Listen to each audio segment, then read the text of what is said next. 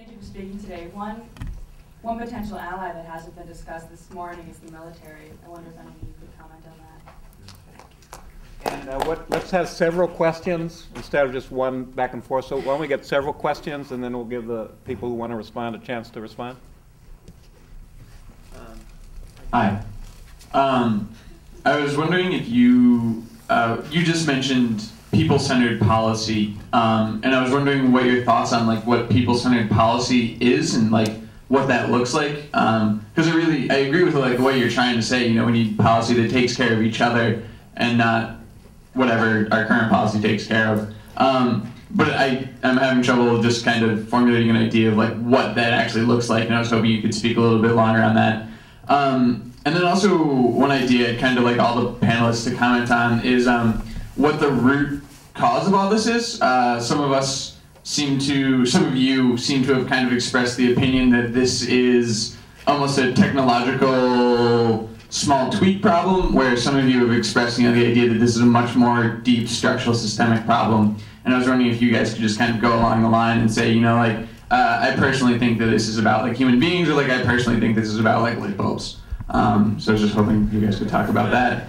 And I was also wondering, speaking of the military, maybe you could let somebody else. Okay. Yeah, no, like this is. Oh, is this better, guys? Okay. Sorry. My apologies. Do we even want to have a military in a sustainable world? Is a military sustainable? Is war sustainable? One more question? Thank you all so much for speaking. A question for Shireman and Christopher. It kind of seemed like there was sort of a difference in what you were saying, and I was wondering sort of what you thought of what each other was saying about sort of how much collaboration there should be between the corporate sphere and the environmental movement, and sort of are we compromising by getting involved with the corporate sphere? Thank you.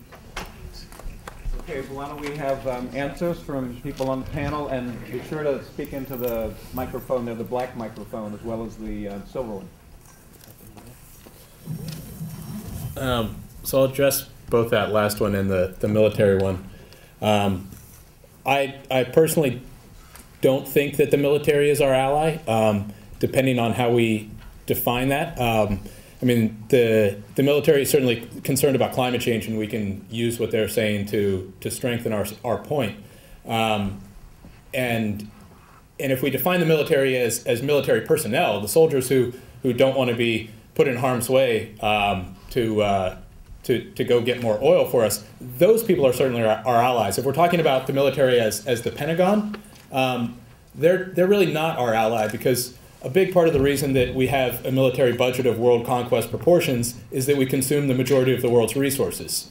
And that's the thing that we're trying to stop. And really, seriously, in order to do this, we're going to have to start diverting money away from that military budget of world conquest proportions and towards making this country more sustainable. So that's my feelings about that. And as far as the difference in opinion about corporations, I mean, I really think that they're not our natural allies. We talk about how we really need this good human picture of what climate change means for human beings. And we've really had one good picture of that in the United States, and it was Hurricane Katrina. And unfortunately, that picture was black people on a rooftop, poor black people on a rooftop. And what that means is that really our natural allies, because that picture is not likely to change. Most of the people who are going to be hit first and hit hardest by climate change are poor people and poor people of color. And so our natural allies are the ones who actually give a shit about poor people of color. The ones who got rich by exploiting those people and keeping them poor are not our natural allies.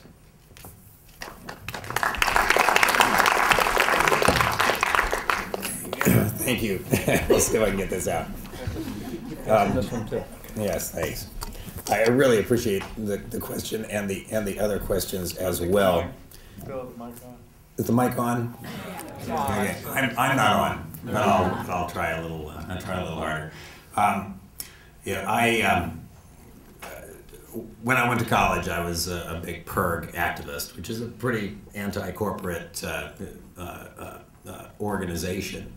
When I was in high school, I was in the gas lines with my own petition to split apart the oil companies. I have civil disobedience kind of in my blood, and I recognize when there are systemic drivers to problems. But I think it's important that we not be Glenn Beck's on the left, that we not be Glenn Beck's in the environmental movement. There are people within every one of these institutions that are change agents within those institutions, and they are everywhere.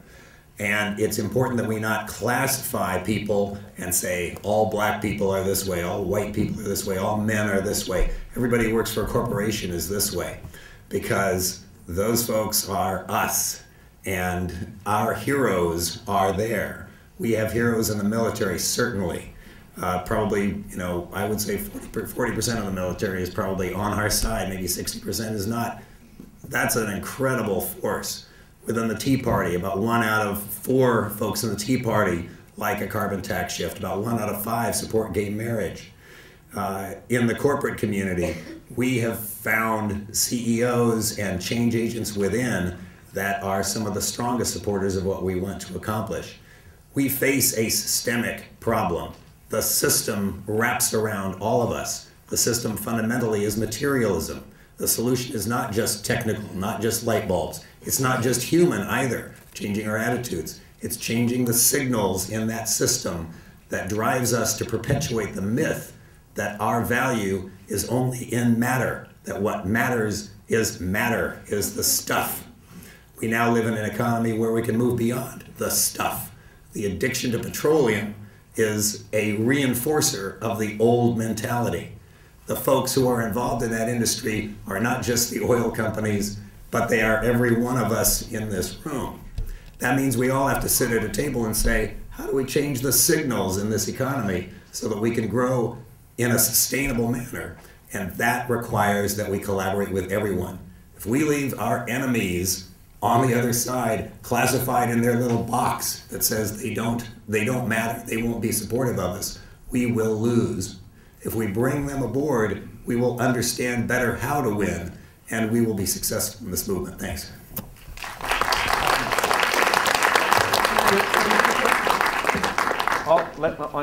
Let's have a few more questions, and then other people from the panel can respond and kind of incorporate your comments on this one, on Tom, these two, okay? There was a very specific question about people-centered policies. Do you want to specifically address that, Cecil? Yeah. Okay, go ahead. Here you go. This one. Cecil, here you go. This one. You want to pass me that? Yeah, that. Right. Oh, am I supposed to use this one or this one? Both. Oh, both. There's 3 over here for you. You can hear me 3 times now.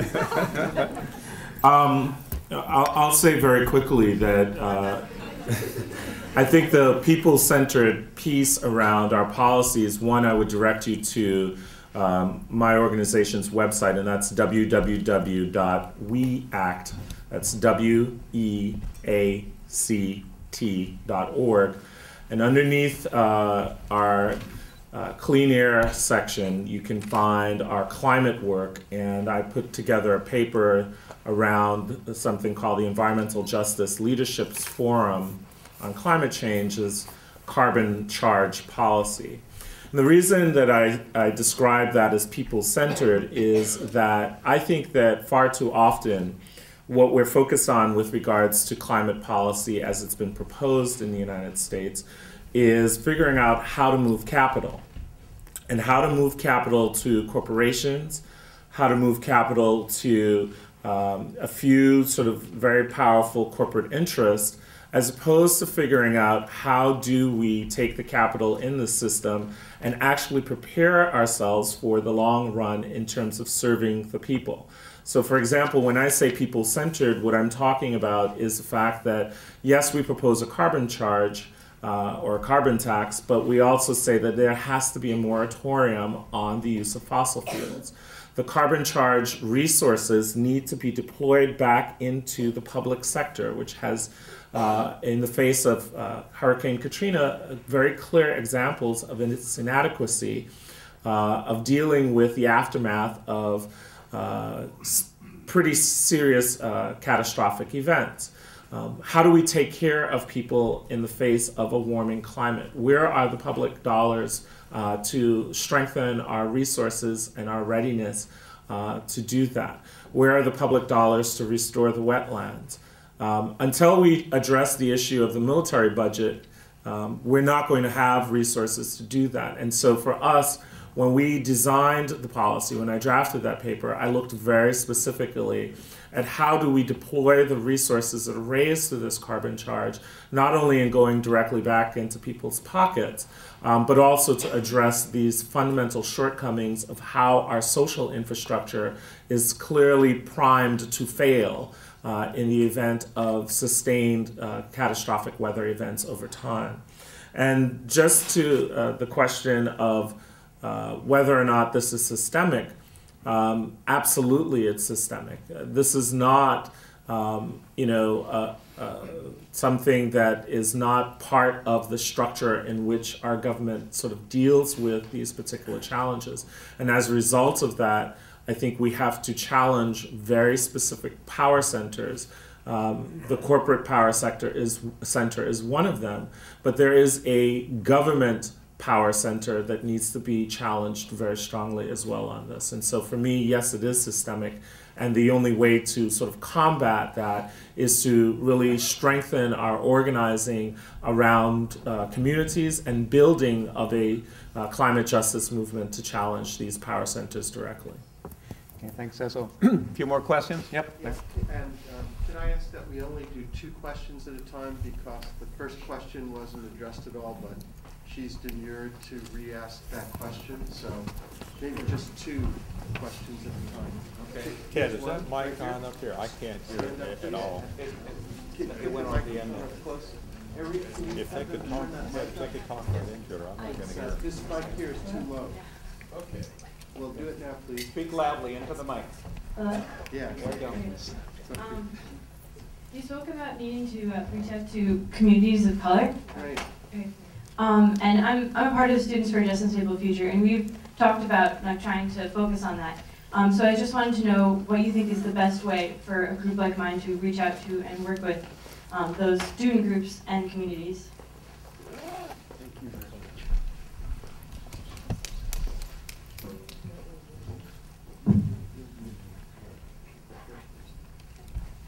Is there somebody there? Brian? Yes, so is this about right? Yeah. Okay. So I wanted to ask about the elephant in the room, since we've broadened the discussion a little bit to global industrial society, and that's a good step. But global population is really, in some sense, the ultimate thing that we need to be talking about. But it's also been the third rail of the environmental movement, because so few people are interested in addressing that issue that it turns them off to your immediate message if you touch it. Yet if we ignore it, then all our victories will be Pyrrhic victories in the long run. So how do we deal with it? Okay, first, people who haven't spoken the first time would like to respond to either of those. Thanks.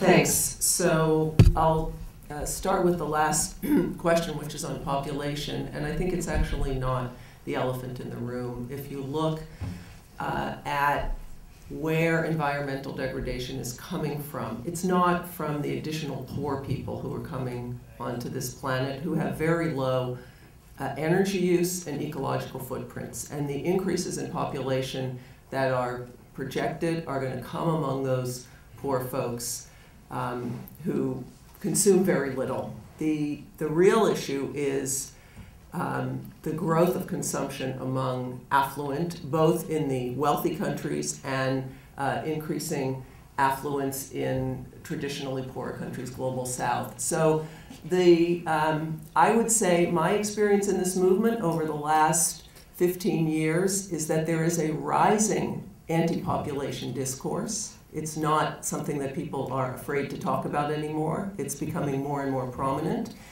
It still is suffused with the racism that the 60s discussion was, and it's a very important discourse for us to be upfront about, critical of, and really address. So that's the first point. I just wanted to make one other point on the earlier discussion about the corporations and are they our allies and so on and so forth.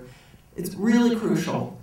Bill Shireman would not be able to do what he is doing without the Tims and the Katies and all of us others activists here. It is that very strong, powerful uprising which is bringing corporations to the table. So they're not our allies, they are our adversaries, but that doesn't mean we can't make them change. And if you look at social movements, they are minorities, and the way they win is when they split elites, and that we see already an important cleavage among elites happening, and that's why Bill is getting in the door. So that is really important. We all find our place in this movement, and that's, you know, we find the place that we are most effective at, and I think it's not a question of everybody doing the same thing. That's really important. Last short point.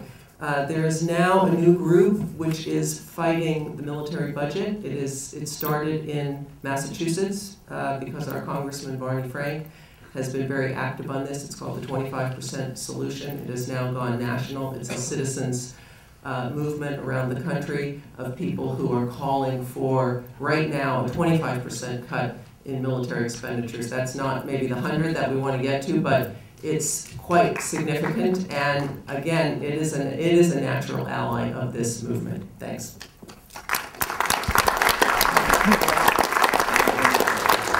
I've got a mic here. I need the black box there. It's connected. There you go. I just wanted to come back to the question on root cause.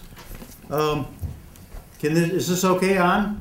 Yeah, okay. On the root cause, what we've got to realize is that we're running the U.S. economy and the global economy on a growth mentality. Maximize growth, growth at all costs. Everybody's saying it, liberals, conservatives. I'm part of the board of a steady state economy which says, wait a second, we have a finite planet. We need a spaceship economics, not the cowboy economics that's been running the country. What we do now, we measure success and well-being by the gross national product. What does the gross national product do? It measures how fast you take natural resources and turn them into waste. We treat the planet as if it were a business in a liquidation sale. This is not for the future. We also allow our economic behavior to run on crazy stuff that we would never tell our families. We tell our kids, think of the future, think of the long run. In economics, you'll discount the future as being worth nothing. It's just terrible. So a lot of people are looking at some books such as this one I mentioned yesterday, Prosperity Without Growth. How can you get a different kind of economy that's not based on ever new creation of consumer products for people to buy and keep buying? And that was Bush's remedy on after 9/11. You got to go out and buy and shop and spend. This is not in the long run on a planet with 6.8 billion people a sustainable policy. So many of us are trying to look at what a new economics that would help out, because the energy we're talking about today is the biggest manifestation of that throughput. That's probably doing the single most damage to the planet and to the life support systems of Earth. But it's true in every sector. It's that throughput that's rewarded, that's praised, that's used to measure our well-being. So I'm saying, if you want to get at root causes, start looking at how we run the economy and the global economy, how it's run.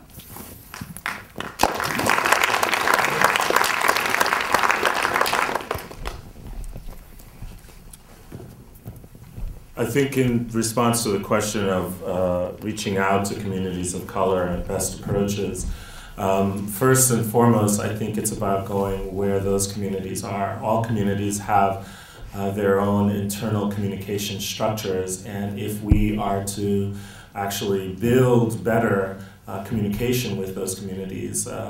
We need to study those communication structures, and we need to go where communication is taking place, where people are learning things that they are seeking knowledge about. So that's one of the best things that I can say to you. The other thing that I would also offer is that the climate crisis has to be made relevant to people at all times. We cannot enter those communication structures once we've learned about them to then sort of break our opportunity by actually not communicating effectively in means that people can actually relate to these kinds of challenges. So those two things I think are critical. One, figuring out where communication is taking place in particular communities and what are the structures that support it. Go to those places. And then make what we're talking about relevant to folks in their daily lives. Okay, a couple more questions. And Marshall, Katie, I'll call on you first if you want to respond. If you want to. Good morning. How's that sound? There we go. So I'd like to basically say to Tim specifically, I was very inspired when I heard about the trial, the land auction, et cetera, et cetera. I'll be helping out with the trial as much as I can. But I was 10 times more inspired when I heard about the story of Claudia Wright. And I think that we would all be at a big loss here if people didn't hear that story. If you're willing to give us the brief version. And specifically, I'd like to hear Katie's reaction to that on the subject of how young people can push the levers of changing political realities. Second question.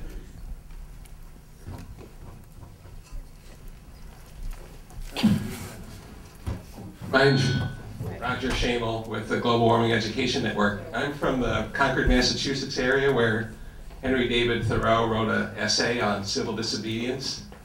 And my question is, if quoting from one of the speakers, if we're going to get some change in this movement, why do we keep doing the same things over and over again? And by that I mean we're forming new groups. Every time I go to a conference, I learn of 4 new groups in the movement. And my question is, why don't we form one group that every other group can be a member of? It's called differentiation and integration in the business world, where I've been a consultant for 30 years. You differentiate yourself by having your own group, like I can be Gwen, and Ted can be CCAN, and Tim can be Peaceful Uprising, and the students can be the students. But we all be a member of one group called the Climate Hawks, or something. The Climate Hawk term is coming up to be used more and more. And we all agree to focus on one thing at the same time, one day, and that would be to focus on the one man who has more power in our country to do anything about this than any other man. And it might be that he's disappointed us, but he still has a lot of power with his executive authority and executive orders to do a lot more than he's done. So I suggest we have a national day of unity in the movement to all focus on President Obama and ask him to put his full force as president into doing something about this movement. And if he doesn't, I suggest we all grab our cars, and grab a couple friends, go down the highway, pick a highway in your city, and drive next to each other at the speed limit for about an hour. And have a sign in your car that says, if you want to speed things up, call President Obama and ask him to focus on climate.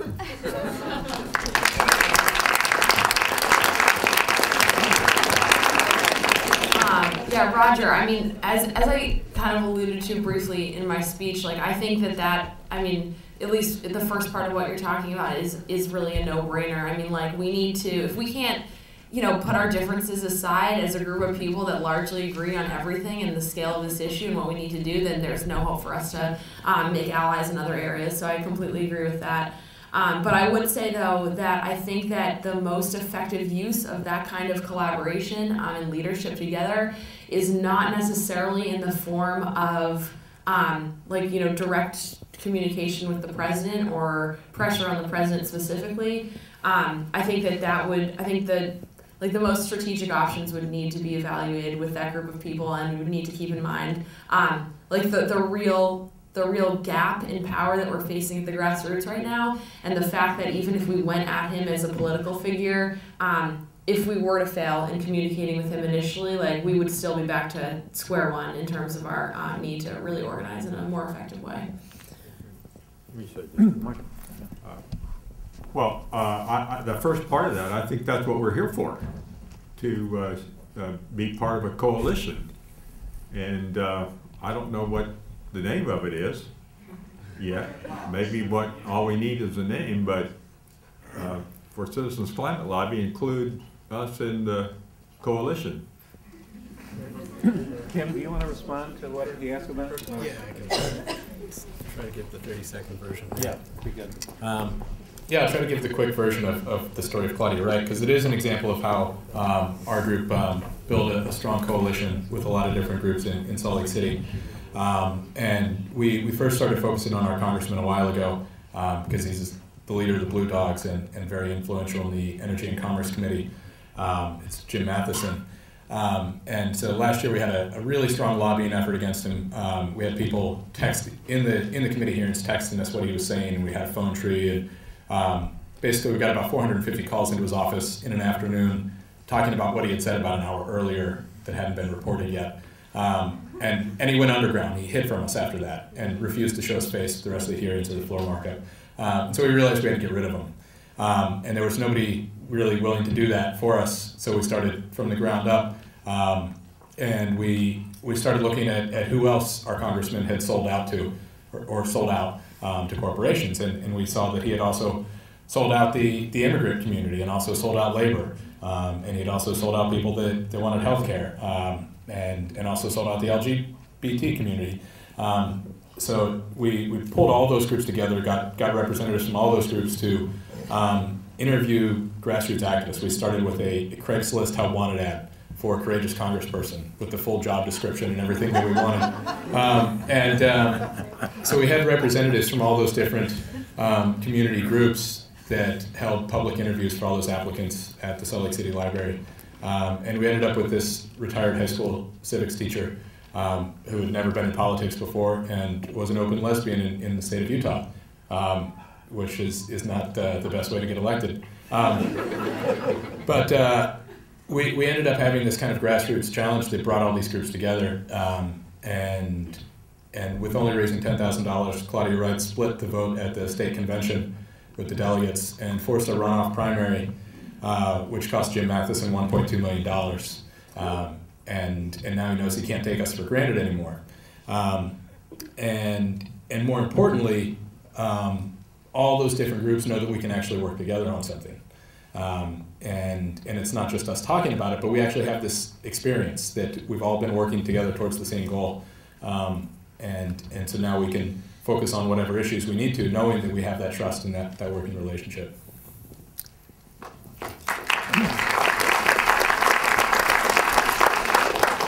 I want to make a brief comment as well, and thank Juliet for pointing out the importance of the activist ecosystem and of everyone playing a role in this, and to ask for your help in one more matter.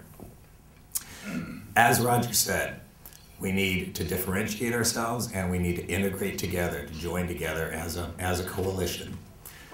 We know from our experience in building very unusual coalitions for systemic change that if you understand the dynamics within the business community that you're trying to change, you can harness those dynamics to your advantage. Now, we focus on President Obama. I don't think that President Obama is the one to focus on. Strategically, you got to focus on some other folks. Now, there's no force on the planet that has more capacity to change the direction of business than the retail sector and the top brands, because they are the ones that have the buying power that spreads through the entire production process. The power that has the greatest potential to change for good or bad sustainability right now is not the US Congress, but it's Walmart. Focus your attention on bringing in allies at the top of the supply chain who can support the objectives that you have. Not every one of them is going to support every objective, but let me tell you, there will be some that will support every objective. And if you can do that strategically, bring them aboard, then we can move together with smarter policies that begin to turn things around. But please help create that opportunity for us so that we can advance some of the change that's needed. Okay, just 2 more questions, and then we'll be moving on to the next part of this morning. This has been very, very good. But a couple more questions and brief responses, and then we'll kind of move on. Hi, thanks so much for being here. I really appreciate the diversity of perspective that you guys have given us today. I just sort of wanted to take it back a step and say, all right, so we need to build this movement. Can we talk about tactics? So we're a diversity of people, come from different backgrounds. What is, if we're all unifying behind one cause, if it's, pricing carbon, if it's, being a part of a coalition, what do we go out and do next week? I don't know, I would love to hear from each person, sort of from that difference of perspective. Is it writing a letter? Is it going in and talking to the local church? What is something that I can do? What is something a Wesleyan professor can do? What is something, the head of one of these groups can do? Thank you.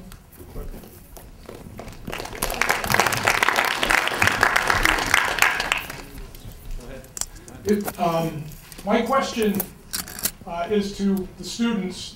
First, I've been very impressed with everybody, and when my colleague here was talking about the big elephant in the room, I thought he was going to be talking about me. Because I'm that crazy guy who's with the Republicans for Environmental Protection. Some of you students, my question for you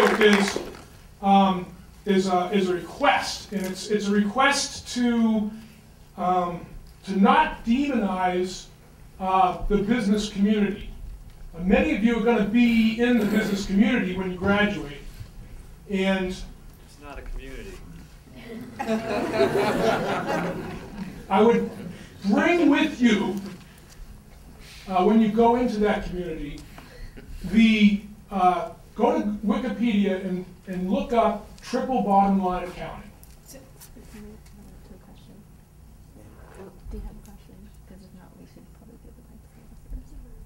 Triple bottom line is a good point. It's a good point. Yeah. Okay. But yeah, please.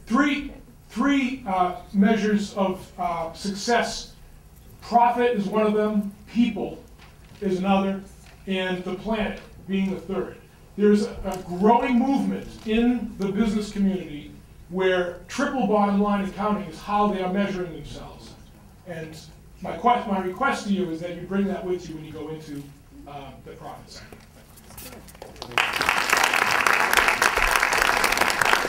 Okay, so the young lady who said, what do I do on Monday morning? And so I want to give you a little bit of my experience. A friend of mine invited me to see that movie, An Inconvenient Truth. I went in there not really knowing what I was going to find out. I came out of there saying, holy socks. I had no idea. I had no idea.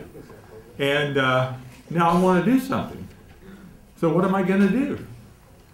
And I didn't know what to do. The Time magazine came and it said Gore was going to train 1,000 people to give that slideshow. I said, let me at it. And I harassed them until they said yes, I could be one of them. I came home, I gave that slideshow 43 times in 10 months. That's an accomplishment. Let me tell you something. To get giving the talk is the easy part. Getting 43 groups to listen to you is the hard part. And but I got that done. And then after I started doing that, I thought there's something wrong here.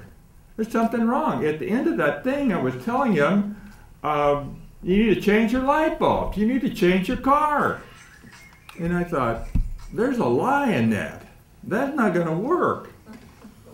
And for a dozen years, again, going back to the climate law, for a dozen years, I had lobbied the Congress with an organization called Results on Hunger and Poverty. We had some extraordinary successes, and that organization continues today. We have gotten billions of dollars, really billions of dollars funded for AIDS, tuberculosis, malaria, basic education, and my favorite, microcredit.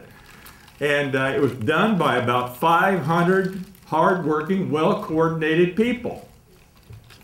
So I started looking for an organization that was doing that on the climate, and I couldn't find one. And so again, I said, holy socks, I got to do this myself.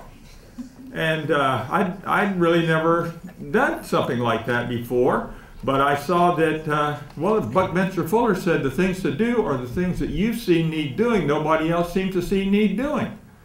And so I called everybody I knew, invited them to the public library, we talked for 3 hours, and we started the Citizens Climate Lobby.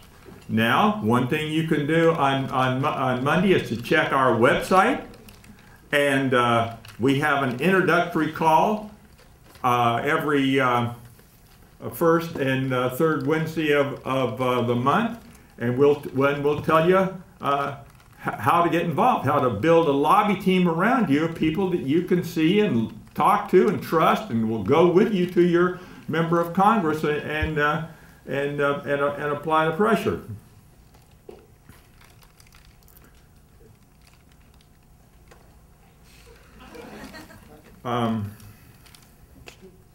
We do need to wrap up, Marshall. Okay. Okay, let's wrap up. Okay. So just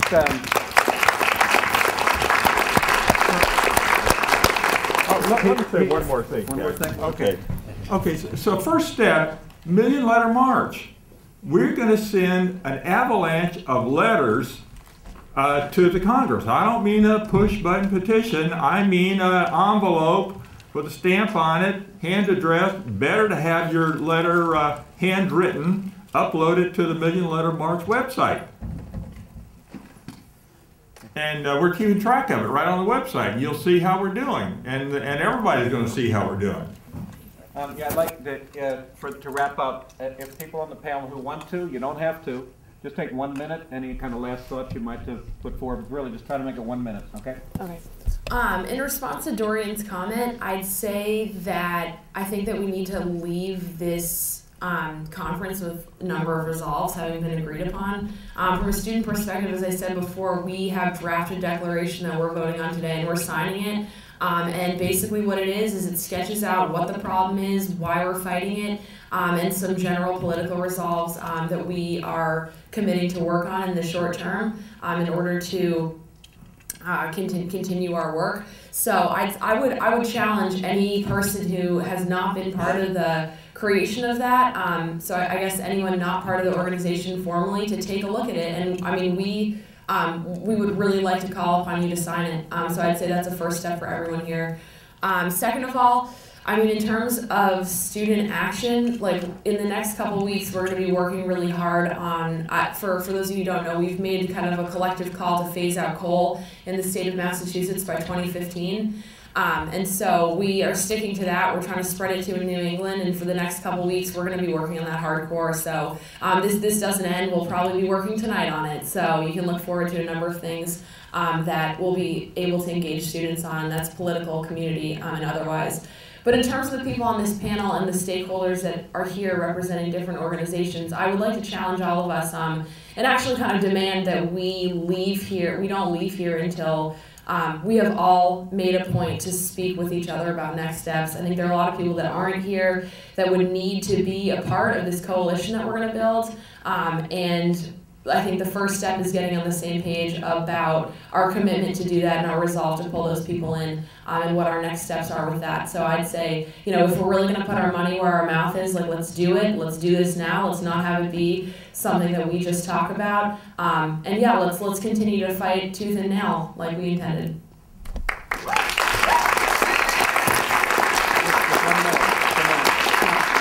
Just a quick point, which is that we need to situate this work within the economic situation that our country is in now.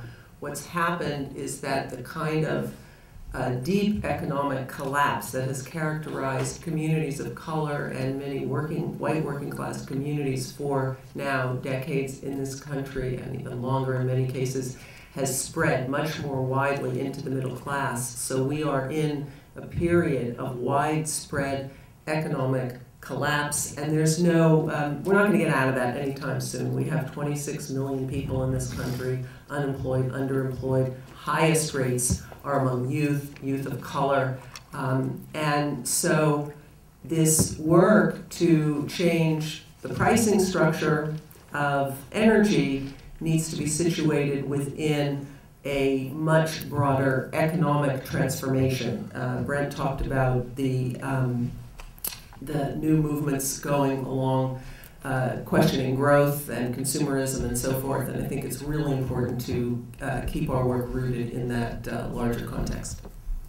And remember, you don't have to say anything.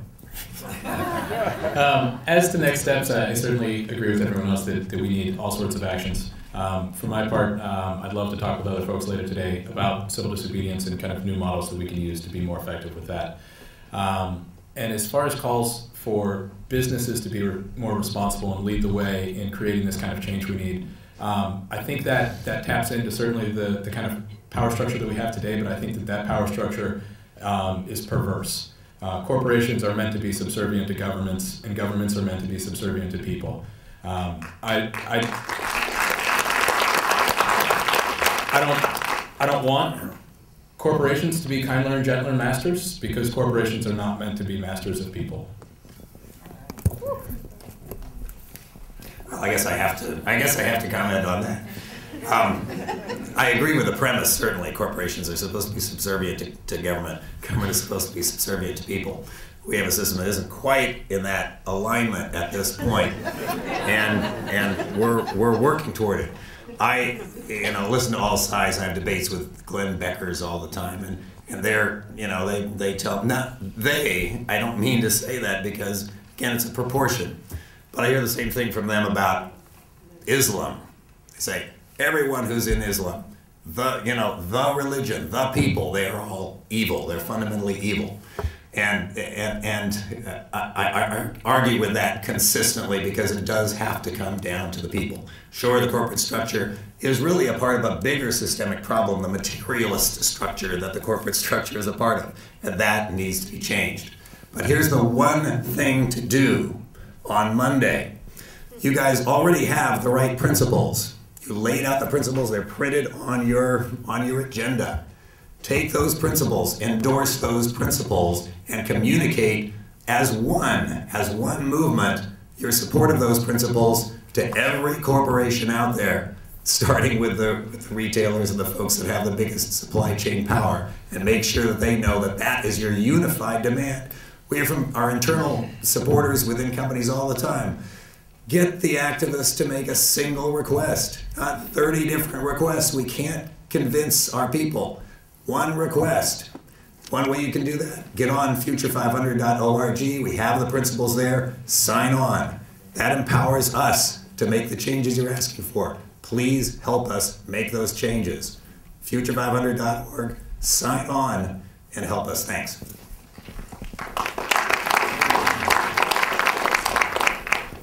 Well, I like the idea you were asking what to do Monday.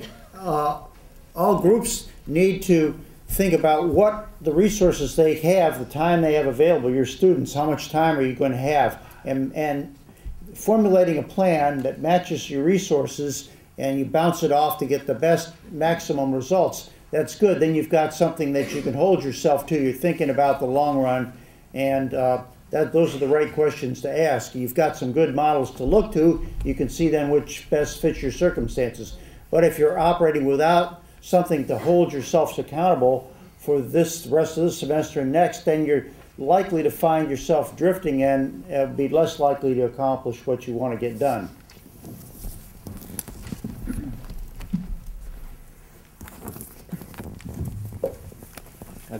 I'll talk. You want to see? You want to go? Okay. Just a minute. Well, first of all, I apologize for being an ongoing commercial about Citizens Climate Lobby, but the reason I started it is because that's what I think we need. I think most people, well, in California, we voted like 60% of the people voted on Proposition 23 to do something about the climate, right? But it seems to me that about almost that many are hopeless, resigned, and unorganized. And so we human beings, that's where we'll go unless we have an organization that will support us and break us out of our hopelessness and resignation. An organization that will empower us to from I can't make a difference to I can make a difference, from I certainly can't make a difference in the political arena to I can make a difference in the political arena, from I can't fight City Hall to I am City Hall. But we need an organization, everybody needs an organization that'll give them ongoing support in breaking through that resignation and hopelessness.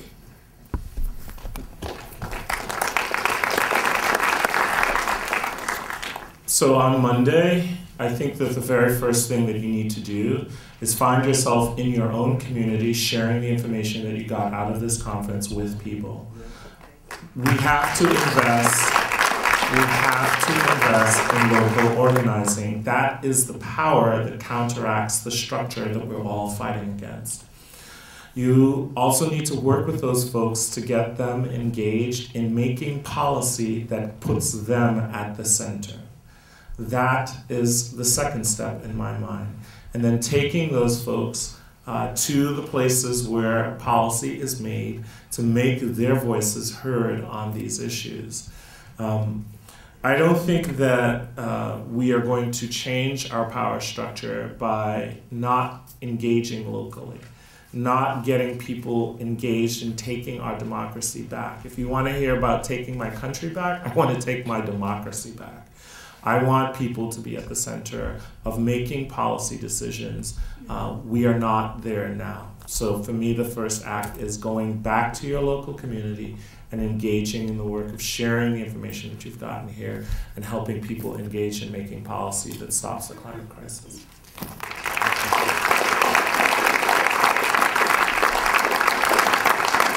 And the last thing I'd like to say, remember and think about Jim Hansen, you know? And don't just think about Jim Hansen as the leading climate scientist, certainly in the United States, if not in the world. Think about Jim Hansen, the human being, and the journey that he's on.